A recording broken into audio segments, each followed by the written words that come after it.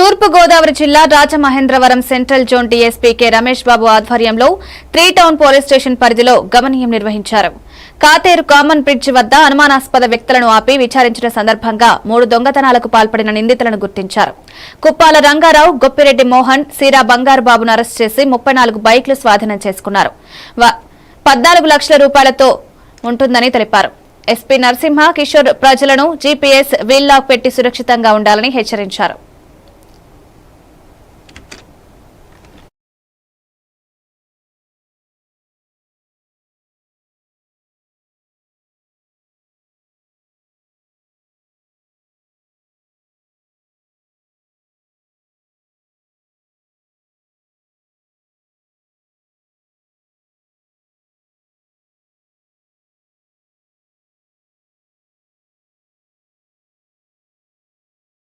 ఆ 17 కూడా భీమవరం నుంచి 6 గురువాడ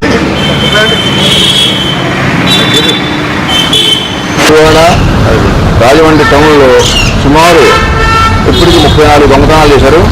దాంట్లో 34 వెహికల్స్ మనకు దొరకడం జరిగింది. అందులో 17 వెహికల్స్కి ఆల్రెడీ కేసులు నమోదు చేయడం జరిగింది.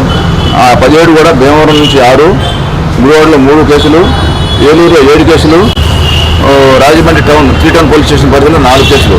ఈ విధంగా 23 కేసుల్లో ఇప్పుడు గుర్తించడం జరిగింది.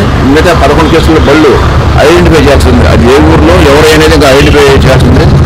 ఎందుకంటే దాని శాసన నెంబర్, ఇంజన్ నెంబర్లు మార్చడం వల్ల కొంచెం మనకు లేట్ అవుతుంది. అది కూడా త్వరలో ఐడెంటిఫై చేసి ఆ ఓనర్స్ కూడా ఇవ్వడం జరుగుతుంది.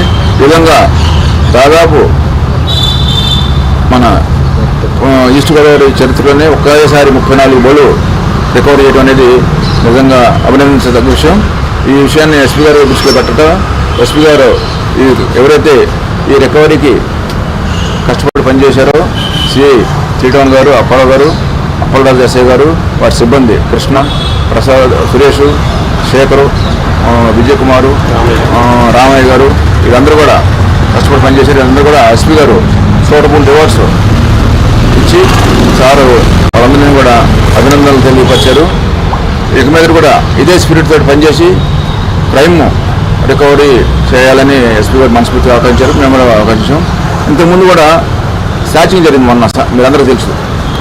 సీసీ కెమెరాలో పట్టడం, దాన్ని పట్టడం గొప్ప విషయం కాదు, అందరిసారి మా మనుషులు దొరుకుతున్నారు. కానీ వాడు ఎవరైనా గుర్తుపట్టడంలో విజయ్ కుమార్ మన క్రైమ్ కానిస్టేబుల్ విశేషమైన ప్రత్యేక కనపరిచి వితిన్ 3 అవర్స్లో వాడిని పట్టుకోవడం ఇంటాక్ట్గా ఆ రోజు మర్సనాడు